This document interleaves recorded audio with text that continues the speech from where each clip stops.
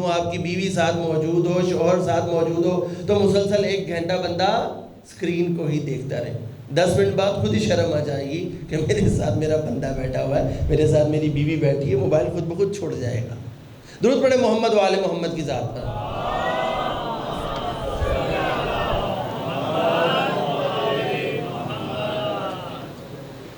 لہذا بھولے تو نہیں ہے نا، ہم کہاں پر تھے؟ الحمدللہ میرا مجمع جاگ رہا ہے، ہم کارٹون پہ نہیں تھے، ہم مراقبہ پہ تھے۔ اور مراقبہ میں نے عرض کیا کہ انسان رات کو بیٹھ کر یہ سوچے گا کہ میں نے صبح سے لے کر رات تک کوئی ایسا کام تو نہیں کیا جو مجھے جہنم میں لے جائے۔ آیت اللہ محمد حسین طباطبائی کے دور میں ایک شخص آیا بر صغیر سے، غالباً جادوگر تھا، اور اس نے ایک سید کے ساتھ بدتمیزی کی۔ بدتمیزی کیا کی؟ وہ ہوا میں معلق کرتا تھا بندے کو اور الٹا کر دیتا تھا۔ ایک سید زادے کے ساتھ اس نے یہ حرکت کی۔ اس نے کہا اچھا تو بہت پاورفل ہے؟ اس نے کہا ہاں، ہر چیلنج قبول کر سکتا ہے؟ کہا ہاں۔ کہا آجا چلیں۔ اس کو لیا اور محمد حسین طباطبائی کے پاس لے آیا۔ کہا تو جو جادوگیری کر رہا تھا ادھر کر کے دکھا۔ لیکن آنے سے پہلے آقا سے اجازت لی اور سارا ماجرا بیان کیا۔ آقا نے کہا کہ ٹھیک ہے تم اس کو لے آؤ، لیکن میں اس سے بات نہیں کروں گا، میں ابھی لکھ رہا ہوں۔ میں نے آپ کو بتایا وقت کے معاملے میں وہ بہت زیادہ کانشیس تھے۔ آ گیا، آقا لکھ رہے تھے، آخر سامنے بیٹھ گیا۔ اب اس نے پڑھنا شروع کیا، وہ اپنا لکھ رہے ہیں سر جھکا کر، یہ اپنے جادوگری لگانے کی کوشش کر رہا ہے، لیکن رتی برابر ان کے اوپر کوئی اثر نہیں آتا۔ بس تھوڑی تھوڑی دیر بعد وقفہ لینے کے لیے وہ سر اٹھا کے اس کی طرف دیکھتے تھے اور پھر سر جھکا کر لکھنا شروع کر دیتے تھے۔ آدھے پونے گھنٹے کے بعد اٹھ گیا۔ جو شخص لے کر آیا تھا اس نے کہا بھئی کیا ہوا؟ انہوں نے تو تجھے دیکھا بھی نہیں۔ کہا کہ یہ لکھنے کے دوران وہ جو 1 سیکنڈ مجھے دیکھتے تھے اسی میں ہی میری روح قبض ہونے والی ہو جاتی تھی۔ اتنی پاورفل شخصیت، اور وہ کیا کہہ رہی ہے؟ چند کام۔ اچھا انہوں نے یہ کیوں نہیں کہا نماز اول وقت پڑھنا، نماز پنجگانہ کی طرف توجہ کرنا، زیارت عاشورہ پڑھنا؟ ایسا کوئی عمل نہیں بتایا۔ اگر تھوڑا سا غور کریں تو یہ کیا چاہتے ہیں؟ یہ اس شخص کو گناہوں سے بچانا چاہتے ہیں۔ ہمیں ایکچولی یہ نہیں پتا ہوتا کہ ہمارا پاتھ کیا ہے، ہم نے کرنا کیا ہے۔ ہم نماز انجام دے رہے ہیں، روزہ رکھ رہے ہیں، دوسروں کے ساتھ اچھا سلوک کر رہے ہیں، مختلف دینی امور کے اندر ہم فائنینشلی ہیلپ کر رہے ہیں، یعنی وہ تمام ممکنہ کام جو ہم سے اچھائی کی نام پر سرزد ہو سکتے ہیں وہ ہم کر رہے ہیں، لیکن ہمیں یہ نہیں پتا کہ ہم اپنی اچھائیوں کو اس تھیلے میں ڈال رہے ہیں جس میں سوراخ ہوا ہے۔ کیوں؟ کیونکہ ساتھ میں برابر کا ہم شیطان کو بھی خوش کر رہے ہیں۔ اچھائیوں کے ساتھ ساتھ ہمیں سب سے زیادہ کام یہ کرنا ہے کہ برائیوں کو روک کر رکھنا ہے۔ ممکن ہے آپ نماز شب نہ پڑھیں، ممکن ہے آپ زیارت عاشورہ نہ پڑھیں، اور اس کے ساتھ ساتھ اگر آپ نے اپنے آپ کو گناہوں سے بچا کر رکھا ہوا ہے تو یقین کریں، میں نہیں کہتا، معصوم فرماتے ہیں کہ یہ شخص مستجاب الدعوات ہو سکتا ہے۔ مستجاب الدعوات کون ہوتا ہے؟ وہ جو خدا کی بارگاہ میں اپنے دونوں ہاتھ اٹھا کر ایک دفعہ دعا کرے تو خدا اس کی دعا کو رد نہیں کرتا۔ یعنی کیا مطلب؟ اپنے آپ کو گناہوں سے بچانا پڑے گا۔ اور آخری بات کیا کی؟ کہا اگر ہو سکے، ممکن ہو تو تم دن کے آخر میں رات سونے سے پہلے جب مراقبہ اور محاسبہ کر چکو تو ان سورہ کو پڑھو جو مسبحات ہیں۔ وہ کیا ہوتا ہے؟ یہ کس ڈیم کا نام ہے؟ ایسی سوراز جن کی ابتدا سبح یا یسبح سے ہوتی ہے۔ 5 صورتیں ہیں. اچھا پریشان ہو گئے نا؟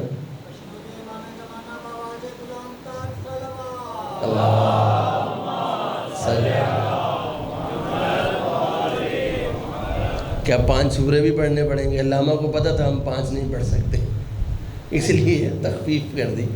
کہا کہ اگر یہ 5 سورہ پڑھنا تمہارے لیے ممکن نہ ہو تو کم از کم ایک سورہ حشر ضرور پڑھنا.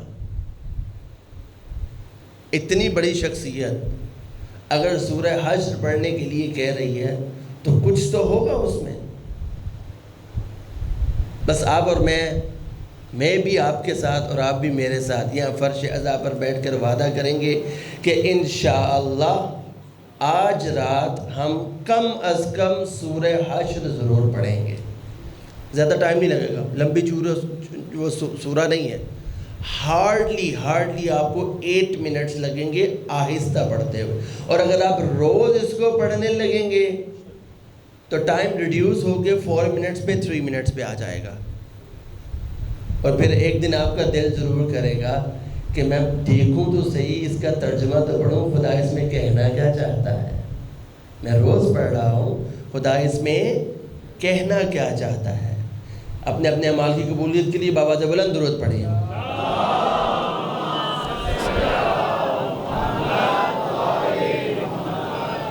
بس کنکلوڈ کریں گے کیونکہ آج مجھے ذکر بھی کرنا ہے اس ہستی کا جو نفس مطمئنہ کی ایک لڑی ہے. کوشش کریں کہ جو واقعہ آپ کی خدمت میں عرض کیا ہے ان سٹیپس کو ضرور فالو کریں. خداوند کریم ہم سب کی زندگیوں میں سکون عطا کرے اور ہمیں توفیق دے کہ ہم اپنی زندگیوں کو اپنے امام کے بتائے ہوئے قوانین کے مطابق بسر کرنے کی توفیق دے. امام حسن مجتبی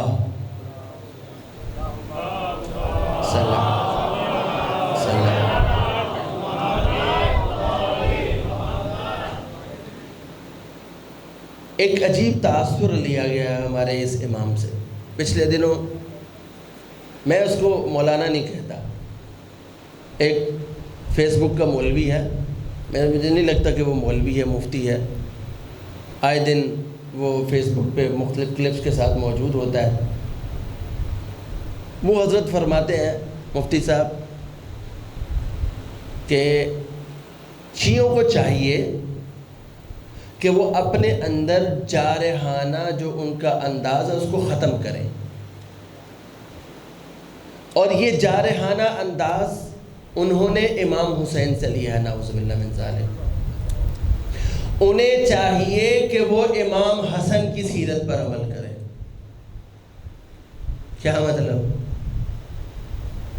اس بیچارے نے سمجھا ہی نہیں، امام حسن کی زندگی کو اس نے سمجھا ہی نہیں. وہ فرماتا ہے حضرت فیس بک کی مولوی صاحب کہ امام حسن شہزادہ امن تھے. تو پھر دیکھنا چاہیے نا کہ حسن جس کے مقابلے میں تھے وہ کس چیز کا شہزادہ تھا، اس کو پھر شہزادہ جنگ قرار دے دے. حسن صلح جو تھے. کہاں سے صلح جو تھے؟ ہمارا ہر امام اپنے وقت پر اس قدم کو اٹھاتا ہے جو منشاء پروردگار ہوا کرتی ہے. حسن لڑنے کے لیے نکلے تھے لیکن مجبوراً صلح کرنی پڑی. لیکن یاد رکھیں حسن نے جو جنگ کی ہے وہ تلوار کی نہیں، قلم کی جنگ کی ہے. کیوں؟ دشمن نے خالی کاغذ روانہ کر کر کہا اے حسن آپ صلح نامے کی جو شرائط رکھیں گے مجھے منظور ہے. ذرا مجھے انصاف سے بتاؤ شرائط ہارنے والا رکھتا ہے یا جیتنے والا؟ ہمیشہ جیتنے والا شرائط رکھتا ہے. باوجود اس کے کہ حسن مجبور ہوئے صلح پر. اور کیوں ہوئے؟ کیونکہ حسن کے اپنے قریبی لوگ بک گئے تھے.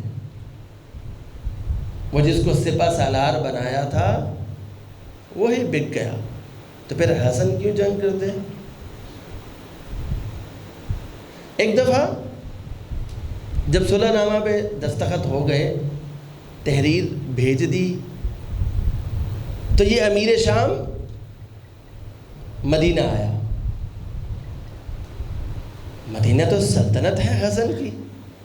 شام والوں نے سب سے پہلے مذہب کے نام پر اگر کسی کو دیکھا تھا تو وہ امیر شام تھا۔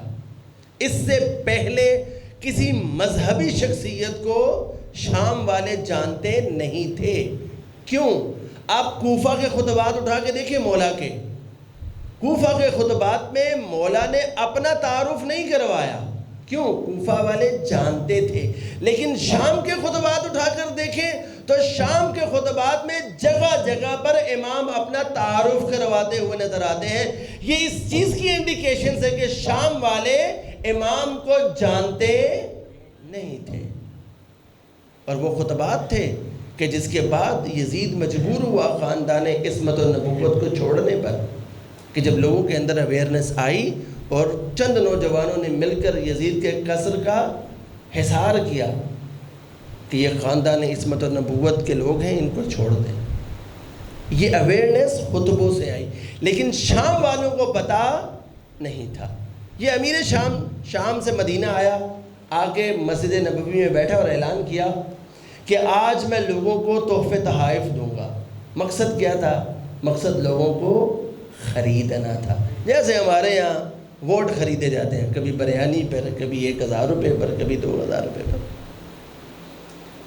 آ کر بیٹھ گیا، لوگوں کو تحائف دینے شروع کیے۔ امام حسن علیہ السلام رات کو وارد ہوئے۔ جب یہ لوگوں کو نواز چکا تو رات کو گئے۔ جیسے اس نے امام کو دیکھا تو کہنے لگا کہ مجھے پتہ ہے کہ آپ تاخیر سے کیوں آئے ہیں، آپ اس لیے لیٹ آئے ہیں تاکہ میرے پاس تمام خزانہ خالی ہو جائے اور میں آپ کو کچھ عطا نہ کر سکوں اور آپ کے سامنے ذلیل و رسوا ہو جاؤں۔ یاد رکھیے، انا ابن ہند، میں ہند کا بیٹا ہوں،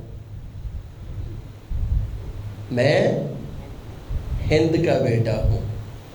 اور یہ کہنے کے بعد اس نے اپنے غلام سے کہا کہ جاؤ، سارے دن میں جتنے تحائف تم نے لوگوں کو دیے ہیں اس سے ڈبل لا کر حسن مجتبیٰ کے قدموں میں رکھ دو۔ امام واقعاً امام ہوتا ہے۔ میں نے جب یہ واقعہ پڑھا تو میں حیران ہوا کہ مولا نے جواب کیوں نہیں دیا؟ جواب دیتے اس کو، کیونکہ مولا کا شجرہ نسب تو عالی تھا۔ اس نے اپنی ماں سے اپنا تعارف کروایا تھا، اور اس کی ماں کون ہے؟ جس کے بارے میں ہم زیارت عاشورہ میں کیا کہتے ہیں؟ آکلۃ الاکباد، کلیجہ چبانے والی۔ تو جو اپنے آپ کا تعارف اپنی ماں سے کروانے میں فخر محسوس کرتا ہے تو حسن مجتبیٰ کون ہے؟ مولا نے جواب اس وقت نہیں دیا۔ یاد رکھیے، میسج ہے ہمارے لیے کہ ضروری نہیں ہے جب کوئی آپ کو کچھ برا کہے تو فرل کر کے اس کے منہ پہ اس کو جواب دے دیا جائے۔ کچھ چیزیں پیچھے بھی چھوڑنی چاہیے۔ اور بعض لوگ اکثر کہتے ہیں مجھ سے برداشت نہیں ہو سکا، میں بہت اسٹریٹ فارورڈ آدمی ہوں، میں نے اس کو جواب دے دیا۔ معذرت کے ساتھ، آپ اسٹریٹ فارورڈ نہیں، آپ بدتمیز آدمی ہیں۔ میں نے اس کو یہ کہہ دیا، بھائی تم اپنے اندر رکھ ہی نہیں سکے، بولنا کیا ہے، ایک چھوٹی سی زبان تو ہلے گی، بس روکنے کے لیے مجھے اپنے پورے وجود کے احساسات کو اس سے روکنا پڑے گا۔ یہ زیادہ مشکل کام تھا، بولنا کیا مشکل تھا۔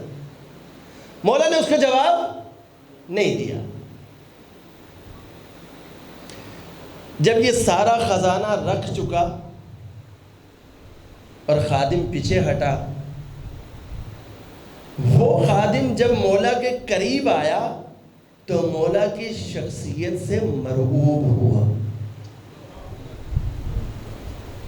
اس نے جب حسن مجتبیٰ کے چہرے کی طرف دیکھا تو یہ دیکھتا ہی رہ گیا اور مولا کی اس پرسنالٹی کے اثر میں آ گیا. اس نے کیا کیا؟ مولا کے جوتوں کو سیدھا کیا. جیسے ہی اس نے مولا کے جوتوں کو سیدھا کیا، مولا نے اس کو دیکھا، اپنے نالین مبارک دیکھے اور وہ خزانہ دیکھا، اور دیکھنے کے بعد کہا جا یہ سارا خزانہ تو لے لے. اس کے بعد فرمایا انا ابن فاطمہ الزہرا،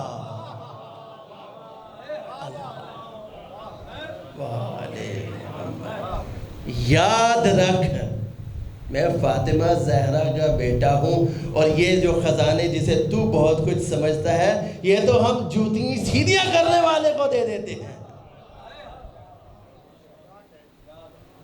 یہ ہے حسن مجتبی.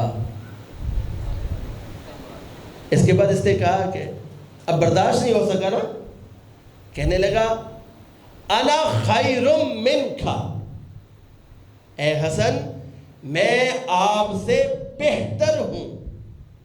عجیب جواب دیا مولا نے. مولا نے کہا کہ امیر شام میں مجبور ہوں، خدا کی پناہ چاہتا ہوں کہ میں یہ تجھ سے کہوں کہ میں تجھ سے بہتر ہوں.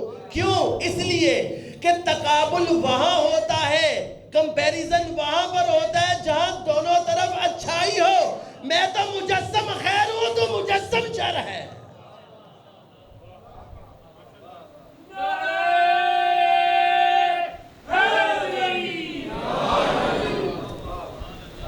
تو مجسم شر ہے.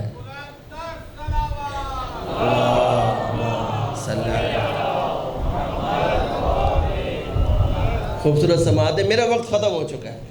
اگر آپ کہتے ہیں یہیں پر رک کر مصائب کی منزل پر چڑھتا ہوں، اور اگر نہیں کل چھٹی ہے، تو ایک واقعہ اور آپ کی سماعتوں کی نظر کرنا چاہتا ہوں. درود پڑھے محمد والے محمد کی ذات پر.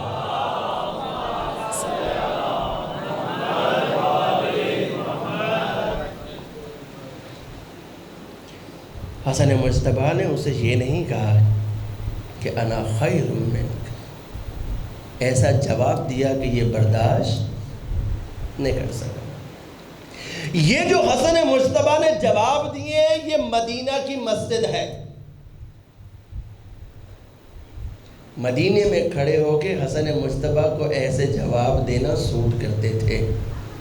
مدینہ تھا نا، اپنا شہر تھا نا، کچھ ہو جاتا تو ہاشمی نوجوان موجود تھے نا. لیکن ایک مرحلہ اور بھی آیا جب مولا تنے تنہا مدینہ سے شام سفر کر کے گئے. صرف ایک غلام ساتھ ہے. کیوں سفر کیا؟ کیونکہ اس نے جو صلح نامے پہ دستخط کیے تھے اور جو شرائط مولا نے رکھی تھیں یہ ان کی خلاف ورزی کر رہا تھا. مختلف جگہوں پر اس نے خطوط لکھے اور لوگوں سے اپنے بیٹے یزید کی خلافت کے لیے وعدے لینے شروع کر دیے تھے. مولا کو پتہ چلا تو مولا اس کو کئی دفعہ وارن کر چکے تھے، متنبع کر چکے تھے. لیکن اس دفعہ حسن مجتبی مدینے سے نکلے اپنے ایک غلام کو ساتھ لے کر سیدھا شام. امیر شام کو پتہ چل گیا کہ حسن مجتبی آ رہے ہیں. اس نے اپنے دربار میں تیاری شروع کی اور تمام لوگوں کو جمع کیا جو اس کے اپنے پالے ہوئے تھے، اور کہا کہ جیسے ہی حسن مجتبی آئے تو تم لوگوں نے حسن مجتبی کے خاندان پر بات کرنی شروع کر دینی ہے، خصوصاً حسن کے باپ کو نشانہ بنانا ہے. اس کا کام ہی یہی تھا نا. اس نے کیا کیا؟ ممبروں سے سب کو شتم کروایا. کہا کہ جب حسن آئے دربار میں وارد ہو تو کہنا کہ تیرا باپ تو علی تھا جو پھٹے پرانے کپڑے پہنتا تھا، جو یہودی کے باغ میں ملازمت کرتا تھا، جو غریبوں کے ساتھ بیٹھ کے کھانا کھایا کرتا تھا. تیرا باپ تو وہ تھا. تمام تیاری کر لی. امام حسن آئے، اس کے دربار میں پہنچے. یاد رکھیے گا مولا اکیلے ہیں، کوئی ہاشمی جوان ساتھ موجود نہیں ہے. یہاں مجلس میں بیٹھ کر نعرہ تکبیر بلند کرنا اور ہے، دشمن کے سامنے بارڈر پہ کھڑے ہو کر نعرہ تکبیر بلند کرنا اور ہے۔ حسن مجتبیٰ وارد ہوئے، بجائے اس کے کہ ان کا ویلکم کیا جاتا، سلام دعا کی جاتی، پانی پیش کیا جاتا، بنے بلائے پلان کے مطابق سب و شتم شروع ہوا۔ کسی نے کچھ کہا، کسی نے کچھ کہا، میرے میں ہمت نہیں ہے کہ میں وہ الفاظ بیان کروں۔ جب یہ سب خاموش ہو گئے نا، جب یہ سب خاموش ہو گئے تو پھر لبہائے حسن مجتبیٰ میں جنبش آئی۔ فرمایا اے ابن شام، ان سب نے اپنا اپنا ظرف دکھا دیا، اب حسن مجتبیٰ کی باری ہے۔ حسن مجتبیٰ یہاں بیٹھ کر اپنے باپ علی سے لے کر آدم تک کا تعارف کروائے گا۔ حسن مجتبیٰ یہاں بیٹھ کر اپنی ماں فاطمہ زہرا سے لے کر اماں حوا تک اپنا تعارف کروائے گا۔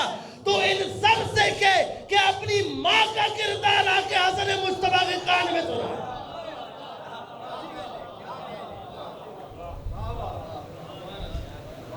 تو ان سب سے کہے کہ اپنی ماں کا کردار حسن مجتبیٰ کی کان میں سنائے۔ کیا کہنا چاہتے ہیں کہ میرے آباء و اجداد وہ ہیں کہ میں سر عام ان کا تعارف کروا سکتا ہوں، لیکن اگر کسی نے تیری ماں کا تعارف سن لیا تو برداشت نہیں کر سکے گا۔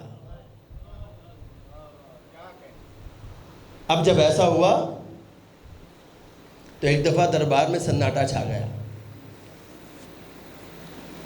اس کے بعد دربار میں موجود شامیوں سے مخاطب ہوئے، یا اہل شام، اے شام والو سنو،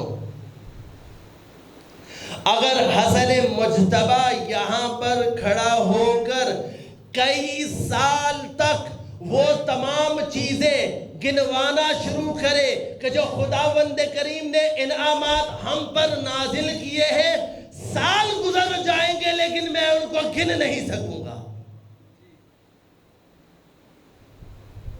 پھر اس کے بعد عجیب جملہ کہا کہ لو شئتو، اگر میں چاہوں تو بدل دوں عراق کو شام میں اور شام کو عراق میں، اگر میں چاہوں تو کسی مرد کو عورت بنا دوں اور کسی عورت کو مرد بنا دوں۔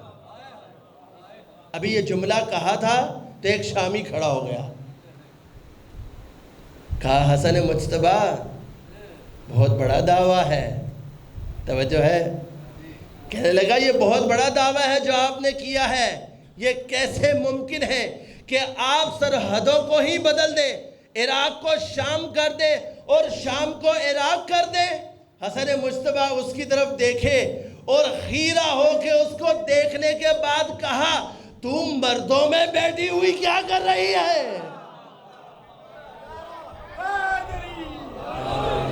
تم مردوں میں بیٹھی ہوئی کیا کر رہی ہے؟ اللہ اکبر، اس نے اپنے آپ کو دیکھا، اس کا وجود ہی بدل چکا تھا۔ ہم سورہ یاسین میں پڑھتے ہیں نا، اذا اراد اللہ شیئا، جب خدا کسی چیز کا ارادہ کرتا ہے تو وہ کہتا ہے کن اور فیکون، وہ ہو جاتا ہے۔ یہ خدا کہہ رہا ہے کہ جب میں کوئی ارادہ کرتا ہوں تو میں کہتا ہوں کن اور فیکون، وہ ہو جاتا ہے۔ امام خمینی فرماتے ہیں اس کے ذیل میں، اس کی تفسیر میں، کہ جو خدا کہتا ہے وہی اس کا ارادہ ہے اور وہ ہو جاتا ہے۔ یہ خدا ہے اور اس کا مظہر حسن مجتبیٰ ہے کہ اس عورت کو، اس مرد کو عورت بنا دیا۔ اب میں کیا کہوں کہ وہ مجمع سے نکلی، مجمع سے نکلی بھاگتے ہوئے تو حسن مجتبیٰ نے روک دیا، کہا سن، اپنی پوری سزا سنتا جا، وہ جو تیرے گھر میں موجود تھی اس کا کیا بنے گا؟ کیا تو اپنی بیوی کے ساتھ بیوی کے طور پر رہے گا؟ جا اپنے گھر جا کر دیکھ، وہ جو تیری عورت تھی وہ مرد بن چکا ہے، اب تو بیوی کے طور پر رہے گا۔ یہ ہے حسن مجتبی۔ اب جب کسی کی جنس بدل جائے اور دربار میں پورا ایک پلان تیار ہو، میں نے پہلے عرض کیا کہ حسن مجتبی تنے تنہا تھے، ایک غلام فقط، کوئی ہاشمی جوان ساتھ نہیں ہے۔ سب کو سناٹا چھا گیا، سانپ سونگ گیا، کسی میں بولنے کی ہمت نہیں رہی۔ ابن شام نے کہا، امیر شام کہنے لگا کہ آپ نے زیادتی کی ہے، میں نے لوگوں کو مہمان کے طور پر بلایا اور آپ نے ان کی تضحیک کی ہے، تذلیل کیا، میری بھی تذلیل کیا۔ اس کی طرف دیکھا اور کیا کہا امیر شام یاد رکھ، تو یہاں پر لکڑی کے تخت پر بیٹھ کر لوگوں کے جسموں پر حکومت کرتا ہے، حسن مجتبی وہ ہے کہ خداوند کریم کا عرش اس کا تخت ہے۔ حسن مجتبی وہ ہے کہ خدا کا عرش اس کا تخت ہے۔ والاحمد ضمیری، اور میرا ضمیر احمد مجتبی ہے۔ والحسین وزیری، اور حسین میرا وزیر ہے۔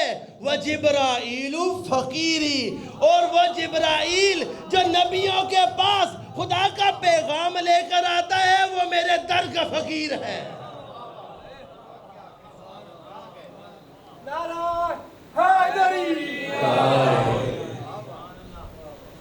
اب جب امیر شام نے یہ سنا، اس کی طرف مخاطب ہو کر فرمایا،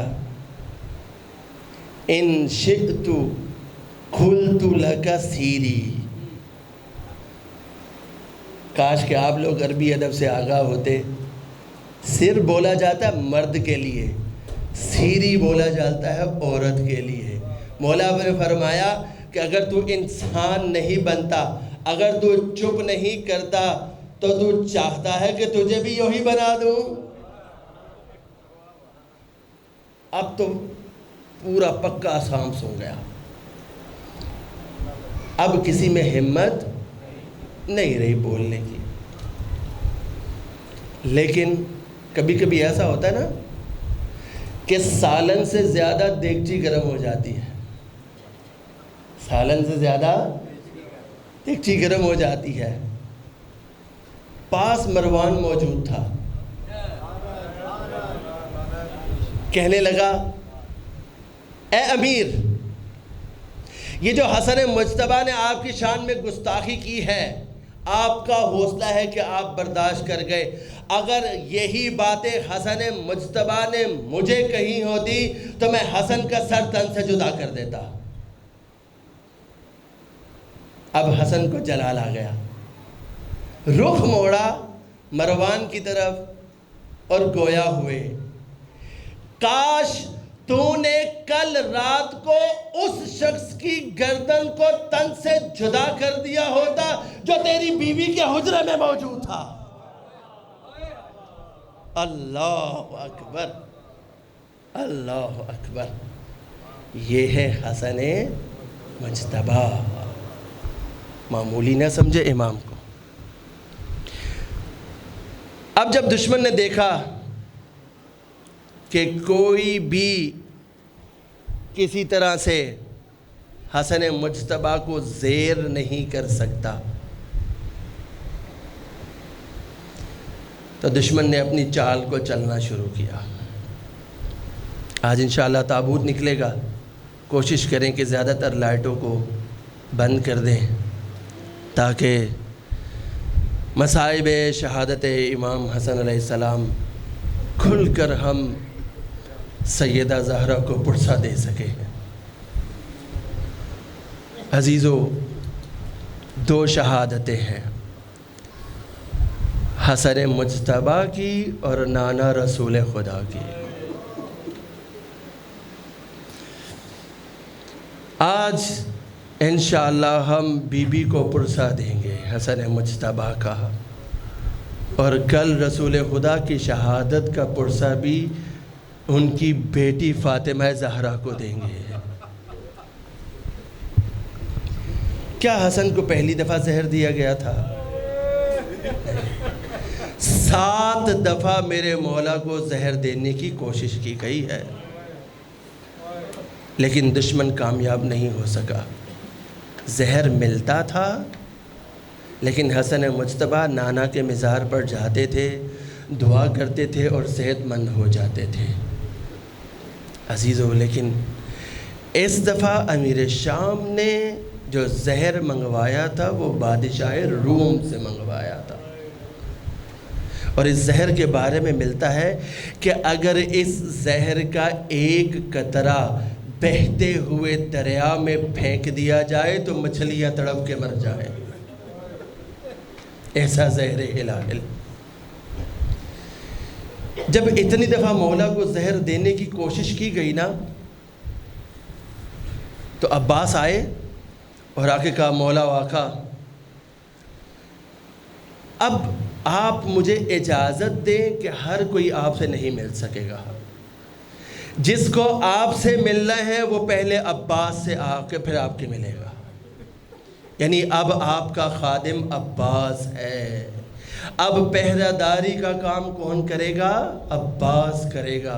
مجھے وہ وقت یاد آ گیا جب 28 کو یہ قافلہ مدینے سے نکلا تھا تو عباس کی موجودگی میں کس شان سے نکلا تھا، لیکن جب یہی قافلہ 11 محرم کو کربلا سے نکل رہا ہے تو عباس موجود نہیں ہے۔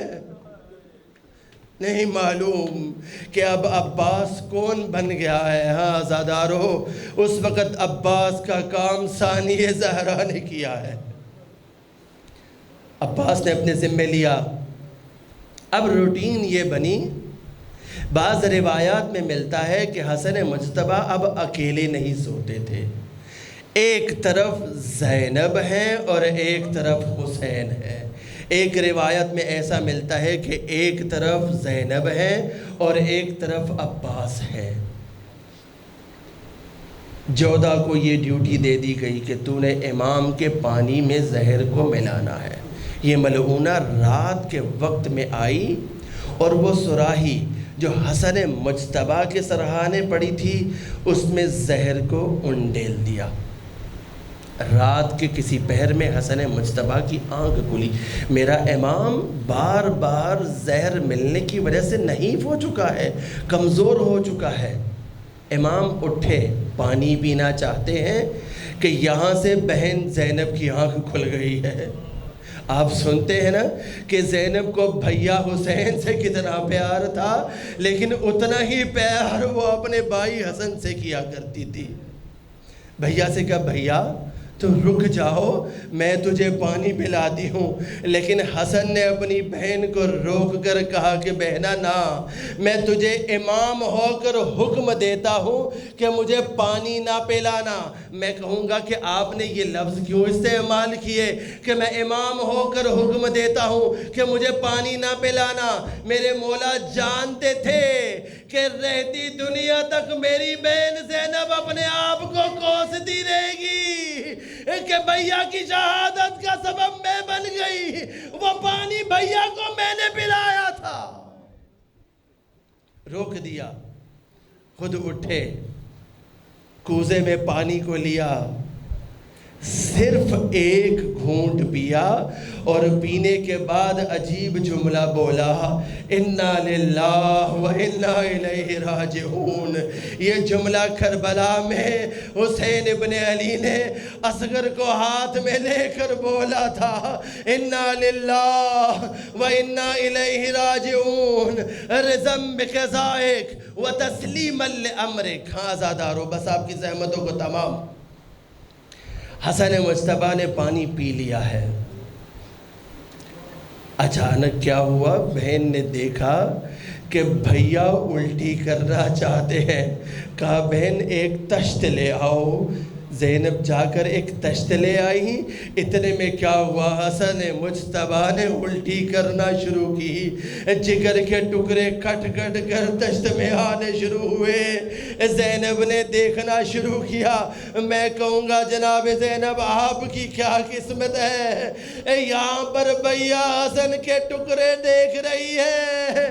کل کربلا میں اپنے ماجائے حسین کو دیکھے گی. شمر بیٹھا ہوگا، حسین پر خنجر چلا رہا ہوگا. آزادارو، امام حسن نے کہا کہ میں کچھ وصیت کرنا چاہتا ہوں، ذرا فروہ کو تو بلا لیجئے. فروہ آ گئی. گود میں قاسم موجود ہے. کہا فروہ یاد رکھنا، میرے اس بیٹے کی حفاظت کرنا، اور ایک تعویذ دے رہا ہوں جو تو اس کے بازو پر باندھ دے. جب کبھی میرے بیٹے پر کوئی کڑا وقت آئے تو اس تعویذ کو کھول کر دیکھنا، اس کی مصیبت آسان ہو جائے گی. حسن مجتبیٰ موت کے بستر پر پڑے ہیں، لیکن کربلا میں اپنے بھائی حسین کی مظلومیت یاد آ رہی ہے. کہیں ایسا نہ ہو کہ میرا بھائی حسین کربلا میں اکیلا ہو. حسن مجتبیٰ کا بیٹا قاسم کی صورت میں موجود ہونا چاہیے. ہاں، امام حسین آگے بڑھے. قاسم کو امام حسن نے اپنے سر کو بھیا حسین کی گودی میں رکھ دیا اور اپنے ہاتھوں کو بھیا حسین کے ہاتھوں میں دے دیا. جب یہ کام کر رہے تھے نا تو حسین بولے بھیا حسن یہ کیا وقت آ گیا.